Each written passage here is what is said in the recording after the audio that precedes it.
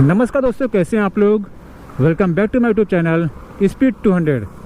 दोस्तों, आज मैं आपको बताऊंगा कि जब आप गाड़ी चलाते हैं ना तो आपके पास कौन कौन से डॉक्यूमेंट होने चाहिए। चलिए हम लोग ड्राइव करते हुए बात करते हैं तो थोड़ा सा आप लोग समझ जाएंगे, तो फिर आप लोग अच्छे से समझ जाएंगे।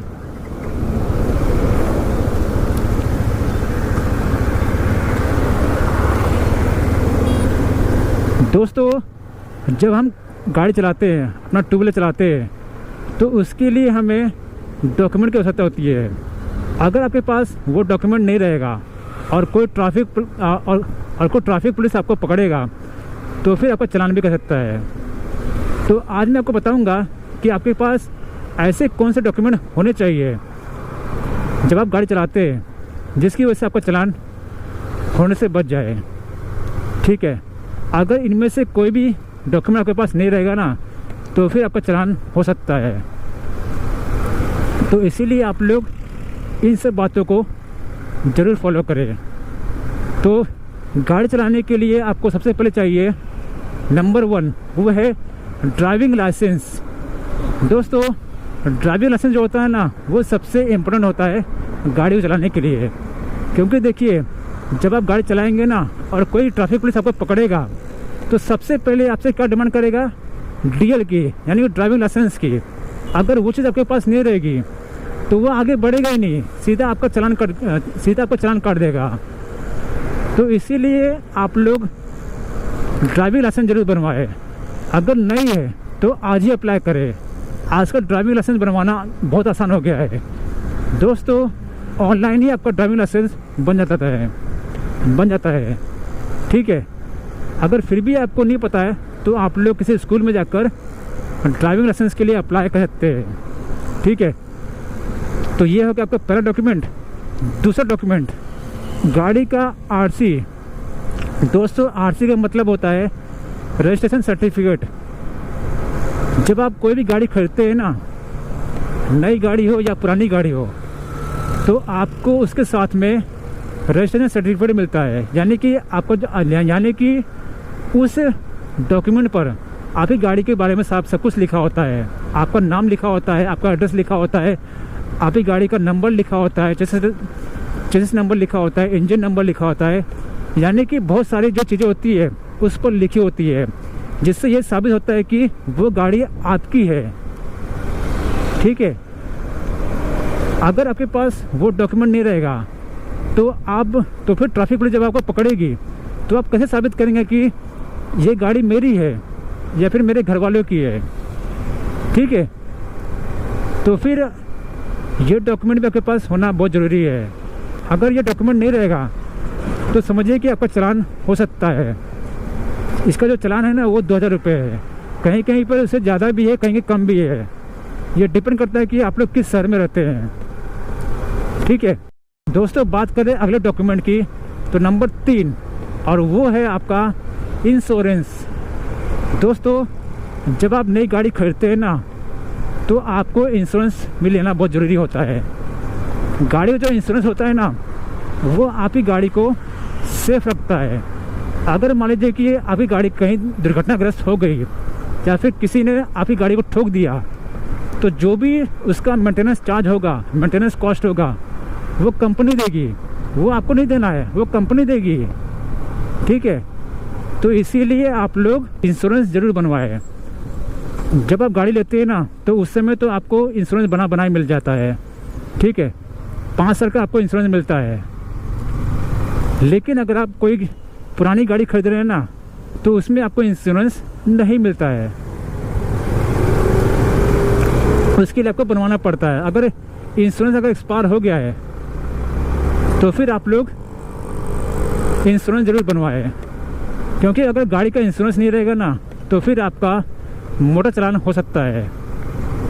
दोस्तों, हमारे मुंबई में ना इंश्योरेंस न होने पर 4000 रुपये चालान है। ठीक है, तो फिर आप समझ सकते हैं कि इंश्योरेंस ना होने पर कितना चालान कर सकता है। तो इसीलिए आप लोग इंश्योरेंस ज़रूर बनवाएं। दोस्तों इसमें आपका ही फ़ायदा है, क्योंकि इंश्योरेंस रहेगा तो गाड़ी का एक्सीडेंट होने पर आपको कुछ पे नहीं करना है, सारा जो पे है वो इंश्योरेंस कंपनी करेगी। ठीक है, तो इस बात का आप लोग ध्यान जरूर रखें। ओके,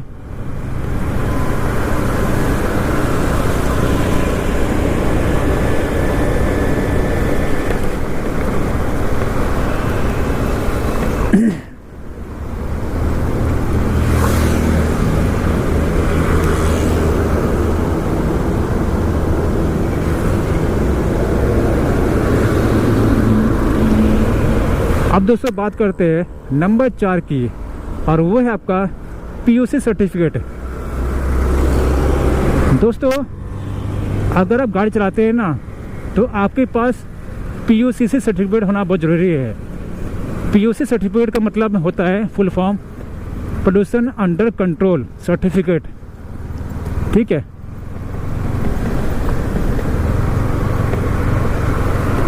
दोस्तों ये जो होता है ना, ये आपके पोल्यूशन सर्टिफिकेट होता है। तो नॉर्मली दोस्तों पोल्यूशन सर्टिफिकेट जो होता है वो 1 साल के लिए बनता है, और उसका जो कॉस्ट होता है वो मात्र 50 रुपीज़ होता है, कहीं कहीं 60 रुपीज़ भी होता है। तो आप लोग अपने यहाँ पर चेक कर लेना कि कितना होता है। यानी दोस्तों 100 रुपये के अंदर ये सर्टिफिकेट बन जाता है। दोस्तों आपने रोड साइड में कहीं भी देखा रहेगा कि कोई भी गाड़ी जो भी ओमनी गाड़ी होती है उस पर लिखा होता है PUC सर्टिफिकेट। तो ये सर्टिफिकेट आप लोग बनवा ले। दोस्तों ये इतना सस्ता है ना कि ये आप लोग आराम से बनवा सकते हैं। और अगर ये सर्टिफिकेट नहीं रहेगा, यानी कि PUC सर्टिफिकेट आपके पास नहीं रहेगा, तो इसके लिए आपका 2000 रुपये चालान हो सकता है। यानी दोस्तों 50 रुपीज़ के लिए आप लोग 2000 रुपये देंगे चालान क्या? तो मैं समझता हूँ कि तो बहुत बड़ी बेवकूफ़ी है। ठीक है, तो इसीलिए दोस्तों आप लोग ये सर्टिफिकेट भी बनवा ले, PUC सर्टिफिकेट, PUC। दोस्तों अगला नंबर है नंबर 5। ये कोई डॉक्यूमेंट नहीं है, लेकिन ये आपके पास होना बहुत ज़रूरी है जब आप गाड़ी चलाते हैं, आपकी सेफ्टी के लिए होता है। जी हाँ दोस्तों, आप समझ गए होंगे, और वो है आपका हेलमेट। ये हेलमेट है, ये जो मैं पहना हूँ।